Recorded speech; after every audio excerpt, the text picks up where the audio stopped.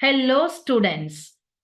I am B. Sankaralakshmi, working as an assistant professor 2 at the Department of Artificial Intelligence and Data Science in Ramco Institute of Technology.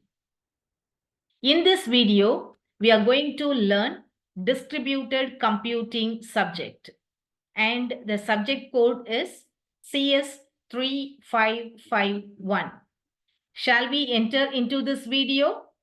Yes, we shall.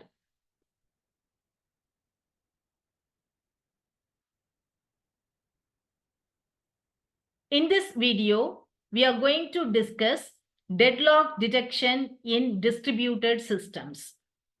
Deadlock can neither be prevented nor avoided in distributed system, as the system is so vast that it is impossible to do so.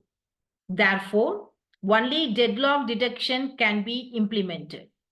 The techniques of deadlock detection in the distributed system require the following. Progress. The method should be able to detect all the deadlocks in the system. Safety. The method should not detect false or phantom deadlocks. There are three approaches to detect deadlocks in distributed systems. They are: first one, centralized approach. Here, there is only one responsible resource to detect deadlock.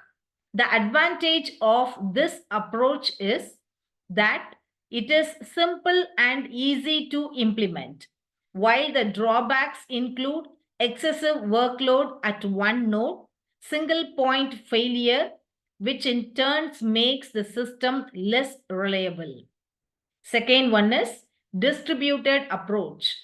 In this distributed approach, different nodes work together to detect deadlocks.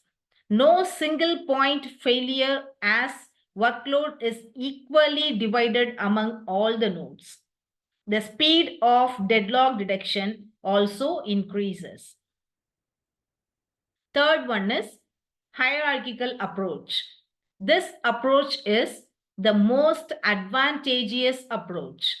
It is the combination of both centralized and distributed approaches of deadlock detection in a distributed system.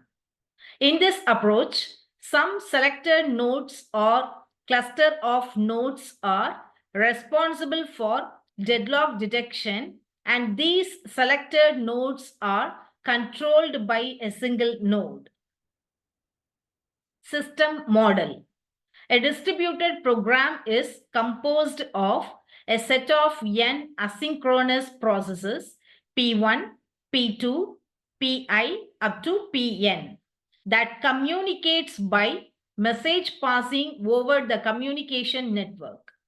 Without loss of generality, we assume that each process is running on a different processor. The processors do not share a common global memory and communicate solely by passing messages over the communication network. There is no physical global clock in the system to which processors have instantaneous access. The communication medium may deliver messages out of order. Messages may be lost, garbled, or duplicated due to timeout and retransmission. Processes may fail and communication links may go down. We make the following assumptions. The systems have only reusable resources. Processes are allowed to make only exclusive access to resources. There is only one copy of each resource. A process can be in two states, running or blocked.